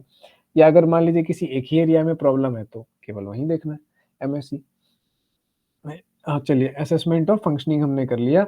अब इसके बाद क्या होगा कि कंपोनेंट है ना? उद्देश्य में भी था रिस्क असेसमेंट और कंपोनेंट में भी है क्योंकि इसका एक घटक भी है रिस्क असेसमेंट, है ना। 6 नंबर पॉइंट रिस्क असेसमेंट। जैसा हमने बताया कि व्यक्ति इतनी ज़्यादा निराशा की स्थिति में चला गया कि कहीं सुसाइड तो नहीं कर लेगा, है ना? तो इस रिस्क का हमें असेसमेंट करना है कि ये क्या-क्या रिस्क इस चीज़ से जुड़े हो सकते हैं। केवल सुसाइड ही एक रिस्क नहीं है, हम एग्ज़ाम्पल दिए। रिस्क असेसमेंट में अब मान लीजिए वर्क है, ठीक है? वर्क पे वो डिफंक्ट हो गया, डिफंक्ट का मतलब है फंक्शन सही से नहीं कर पाना, ठीक है? DEFUNCT defunct. तो डिफंक्ट हो गया वर्क पे, तो इसके कारण क्या होगा? प्राइवेट नौकरी है तो लात पड़ जाएगी। पेट पे लात पड़ के अगर बॉस देखेगा कि हाँ, ये चल रहा है, क्या चल रहा है जी तुम्हारा, तुम तो एकदम देवदास बने हुए, क्या जी तुम्हारा कामों में मन नहीं लगता है क्या? अगले महीने आ गया टर्मिनेशन लेटर, बस इस महीना खत्म हुआ, लास्ट सैलरी आपका टर्मिनेशन लेटर आ गया जेब पे, जा। ये ऐसी स्थिति में है कि और कहीं जॉब मिलेगा भी नहीं। कोई कुछ पूछेगा तो पूछता कुछ है तो समझ में कुछ आता है, क्योंकि मन में तो वही चला हुआ है, हाय मेरी प्रेमिका की, हाय मेरी प्रेमिका। तो ऐसी वाली बात जो है, चलिए मान लेते हैं। तो इस ये भी तो रिस्क है ना, कि आप अपना जो है क्या करेंगे कि अपना जॉब छोड़ देंगे, आपका करियर खराब हो सकता है, जिससे आप पे लोग डिपेंडेंट हैं और उनके जीवन पे असर पड़ जाएगा। इस रिस्क का भी असेसमेंट करेंगे। रिलेशनशिप वाला इश्यू है, हो सकता है कि आप कबीर सिंह टाइप के हो गए, ठीक है? कि जहाँ सड़क पे जो है कोई बगल में से गुटखा थूका, बस सीधे उतरे और सारा फ्रस्ट्रेशन उस पे निकाल दिया। उसने गुटखा से सड़क रंगाया और आपने मुक्का से उसका पूरा चेहरा। तो इस तरीके की चीज़ें भी आप कर सकते हैं, हिंसक हो सकते हैं रिलेशनशिप में, सोशल रिलेशनशिप में। सेल्फ केयर में इतना ज़्यादा नेग्लिजेंस आप दिखा सकते हैं कि हो सकता है आपको कोई रोग पकड़ ले। भूखे रहने लगे तो इतना भूखे रहने लगे कि पेट में क्या हो गया कि एसिड जमा हो करके अल्सर हो गया पेट में, दिक्कत हो गई। गैस इतना होने लगा, इतना ज़्यादा गैस गैस होने लगा कि आपकी जो आर्टरीज़ हैं, आपकी धमनियाँ हैं, आपकी जो नसें हैं, वो कमज़ोर होने लगी, है ना? वो एक्सपैंड हो गई। जिसके कारण क्या हुआ कि आपको लो बीपी का प्रॉब्लम हो गया। तो हम लोगों को क्या करना है कि सभी तरह के रिस्क का असेसमेंट करना है। जब हम लोग क्या समझने के लिए यूजुअली कह देते हैं कि हाँ, कहीं किसी को मार ना दे, कहीं किसी को खुद ना मर जाए। तो ये एक्सट्रीम केसेज़ है, but those are not the only risks, है ना? रिस्क बहुत तरह के हैं। उसके बाद लास्ट में क्या होगा, जब इंटरव्यू हो जाएगा तो हम लोग क्लोजिंग फेज़ करेंगे। क्लोजिंग इंटरव्यू का जैसे हम लोगों ने ओपनिंग किया था अच्छे से, वैसे उसको बढ़िया से, ये क्लोजिंग फेज़ बड़ा इम्पोर्टेंट है। क्यों इम्पोर्टेंट है? क्योंकि इस बीच में क्या है ना कि आप तो सारा इन्फॉर्मेशन निकालेंगे, अब अगला आदमी कहीं तो प्रॉब्लम में हो सकता है वो निकलते टाइम भी आपके ऑफ़िस से ना मतलब ठीक-ठाक निकले। ऐसा नहीं हो कि उन चीज़ों में दिमाग चला गया, ऑटो पे जा रहे हैं दिमाग में घूम रहा है, अरे ऐसा हुआ, वैसा हुआ। क्यों? क्योंकि जब आप उससे बात करेंगे तो उसके अंदर वो इमोशंस ट्रिगर होगी। हो सकता है उन चीज़ों को वो रिप्रेस करके रखा हो और आपके ऑफ़िस से निकलने के बाद वो रास्ते में जाने के दौरान उसपे वो चीज़ें इतनी ज़्यादा हावी हो गई, कहीं पे पुल के पास ऑटो रुकवाया, हाँ ठीक है भैया, अब हम यहाँ से चले जाएँगे। दूसरा आदमी आएगा हमको लेने के लिए, ऑटो वाला चला गया, पुल से छलांग मार के नीचे खत्म, ठीक है? तो क्लोजिंग फेज़ बहुत ज़्यादा ज़रूरी है। क्लोजिंग फेज़ में हम लोग क्या करते हैं कि देखते हैं कि हाँ भाई, बंदा मतलब ठीक-ठाक से वो उसको समझा-वमझा के अच्छे से जितना डिस्कशन हुआ, ठीक है? सबको समराइज़ करते हैं कि देखो ऐसा-ऐसा प्रॉब्लम है और अब हम लोग को ऐसा-ऐसा ये करना है। उसका कंसेंट लेते हैं कि भाई करोगे ना? ऐसा-ऐसा ये करना है इस तरीके से। जो उसके फाइनल क्वेश्चन्स हैं या जो उसकी उलझनें हैं, उसका हम लोग समाधान करते हैं और उसके बाद क्लाइंट को थोड़ा रिलैक्स करके हम लोग वापस भेजते हैं। ठीक है? तो ये चीज़ हो गया। तो इतना हम लोग देखें कि क्या था हम लोग का संगठक क्या मतलब संघटक यानी अवयव कंपोनेंट्स क्या-क्या थे क्लिनिकल इंटरव्यू के, प्रकार कितने हैं, क्लिनिकल इंटरव्यू का पर्पस क्या है और क्लिनिकल इंटरव्यू क्या है। इतना चीज़ हम लोगों ने आज देख लिया, ठीक है? अब इंटरव्यू की टेक्निक्स आती हैं, ये एक्स्ट्रा चीज़ है। आप चाहें तो उसको लिख सकते हैं, नहीं तो इतना लंबा करने की कोई आवश्यकता नहीं है, ऑलरेडी लॉन्ग हो गया ये, है ना? तो टेक्निक्स में क्या है, बहुत सारा टेक्निक्स है। टेक्निक्स में एक्टिव लिसनिंग एक टेक्निक है। एक्टिव लिसनिंग और लिसनिंग में क्या अंतर होता है? जैसे लिसनिंग होता है, सुन रहे हैं, हाँ, बस सुन रहे हैं। तो और एक्टिव लिसनिंग में क्या होता है? गौर करके सुन रहे होते हैं, पूरा ध्यान उधर लगा होता है और एम्पैथी के साथ सुन रहे होते हैं। चीज़ों को अंडरस्टैंड कर रहे होते हैं, एक्सेप्ट कर रहे होते हैं क्योंकि जब आप एक्सेप्ट करेंगे तभी तो अगला आप पे ट्रस्ट करेगा ना, आप काउंटर करेंगे। कॉमन मैन और साइकोलॉजिस्ट में अंतर क्या है? साइकोलॉजिस्ट तार्किक होता है, पर कॉमन मैन की तरह ना बेवकूफ़ों की तरह तर्क का उपयोग नहीं करता। वो तर्क का उपयोग बिल्कुल सही जगह पे करता है। अगर उसके पास चाकू है, तो वो चाकू चलाता नहीं फिरेगा। वो चाकू तभी लगाएगा स्किन पे जब घाव में चीरा लगाना होगा, ठीक है? तो this is difference between common person जो अपने आप को होशियार समझता है और साइकोलॉजिस्ट जो एक्चुअली में ट्रेंड है। तो हर जगह आपको तर्क नहीं तुरंत में देने लगना है, वितर्क उसको काउंटर नहीं करना है, नहीं। अगर काउंटरिंग की बात आती तो वो तो डिबेट में होता है, डिबेट नहीं करना है कभी क्लाइंट के साथ। हमेशा क्या करना है कि उसके पर्सपेक्टिव को समझना ज़्यादा ज़रूरी है, ठीक है, कि क्या वो चीज़ है। तो ये इस तरीके से जब आप इस प्रोफेशन में आते हो तो आप क्या होंगे कि एक मास्टर कम्युनिकेटर होंगे, आप पे ट्रस्ट ईज़िली किया जा सकेगा। अब ये क्या है कि ये बहुत कॉन्ट्रेरी है वैसी चीज़ों से जहाँ पे कि हायरार्की बहुत ज़्यादा होती है, जैसे ब्यूरोक्रेसी या फ़ौज, वहाँ पे पूरा का पूरा हायरार्की है। आपका कुछ नहीं सुना जाएगा, जो आपको बोला गया आपको वो ही करना है, ठीक है? तो इसके जस्ट विपरीत है यहाँ पे, ठीक है? हम लोग के बिल्कुल उल्टा है। तो ऐसी मेंटालिटी बिल्कुल यहाँ पे नहीं चलेगी। अब हम लोग कह रहे हैं कि एक्टिव लिसनिंग की ज़रूरत है। दूसरा, ओपन एंडेड क्वेश्चन की ज़रूरत है। ओपन एंडेड क्वेश्चन का मतलब है ऐसा क्वेश्चन नहीं पूछिए कि जिसके बाद कुछ और पूछने का स्कोप ही ना हो। एकदम बंद हो गया कनेक्शन, ठीक है? तो जिससे डिटेल में क्लाइंट बता सके, ठीक है? और कैसा लगा था, ठीक है? और कैसा लगा मतलब कैसा लगा, क्या महसूस हुआ? अब जब आप पूछते हैं कि कैसा लगा था, तो क्या बोलेगा? अच्छा लगा था या खराब लगा था? जब आप पूछें कि कैसा तुमको महसूस हो रहा था, तब ये ओपन एंडेड क्वेश्चन है। इसको क्या वो डिटेल में बताएगा और इसके अंदर हम लोग बहुत सारा क्वेश्चन निकाल सकते हैं। लेकिन तो हम लोग क्लोज्ड एंडेड क्वेश्चन क्यों पूछें? कैसा लगा था? अच्छा। अच्छा मतलब कैसा? अच्छा मतलब अच्छा। तो क्या हो गया? ये तो एकदम बह गई गंगा यमुना पूरा मतलब कोई काम का नहीं रहा ये रिस्पॉन्स हम लोग के पास, है ना? कई बार ऐसे जब रेडियो में हम इंटरव्यू लेते हैं, तो इस बात का ध्यान रखा जाता है कि कुछ क्वेश्चन्स ओपन एंडेड हो, कुछ क्वेश्चन्स क्लोज़ एंडेड हो। जो क्वेश्चन ऐसा हो सकता है जो कि हमारे टाइम फ्रेम आधे घंटे का जो मेरा टाइम होता है मेरे शो का, उसके अगर बाहर चला जाएगा, तो फिर हम उसको क्लोज़्ड एंडेड क्वेश्चन बनाते हैं। हाँ, बस एक शब्द में आंसर हो। कुछ लोग ऐसे होते हैं ना कि उनको उत्तर ही देने का होता है, हर सवाल का closed ended question, one word में उत्तर देते हैं। तो फिर वहाँ पे बड़ा अलग तरीके से डील करना होता है हमको इंटरव्यू में। हमको बोल करके ना एक बड़ा-सा पैराग्राफ पूरा बोलना पड़ता है कि ऐसे-ऐसे और फिर हम एक्सपेक्ट करते हैं कि अगला व्यक्ति भी वैसे ही पैराग्राफ बोलेगा और अगला व्यक्ति एक शब्द में बोल देता है और फिर मेरा दिमाग का हो जाता है दही। यार ये इंटरव्यू देने आए इसको बोलना ही नहीं है, मौन ही व्रत धारण करना है तो फिर क्यों इंटरव्यू देना है? आए हो तो खुल के बोलो रेडियो में, पूरा देश तुमको सुन रहा है इस वक़्त, ठीक है? तो अपनी गरिमा से थोड़ी देर के लिए बाहर निकलिए। ऐसे होते हैं, बड़े-बड़े लोग होते हैं, अब इलेक्शन कमीशन का चीफ है, साइंटिस्ट है, इसरो प्रमुख है, वैसे लोग हैं। तो अच्छे लोग जो होते हैं, जो इस बात को समझते हैं, तो वो तो एकदम खुल के बोलते हैं। जहाँ आधे घंटे का इंटरव्यू लेना होता है और रिकॉर्ड चलते-चलते 2 घंटा, ढाई घंटे होते-होते पूरा डिस्कशन दोस्ती हो जाती है। और कई बार तो क्या होता है कि 1 मिनट का कंटेंट निकालना मुश्किल हो जाता है अगले से। तो ये चीज़ हम लोग को ओपन एंडेड क्वेश्चन और क्लोज एंडेड क्वेश्चन को कहाँ पे यूज़ करना है ना, वो अच्छे से समझना पड़ता है। तो टेक्निक्स एक बार हम इसको रिटन में कर देते हैं, टेक्निक्स। लोग भी अगर नोट कर रहे हैं तो नोट कर लीजिए। पहला टेक्निक है एक्टिव लिसनिंग।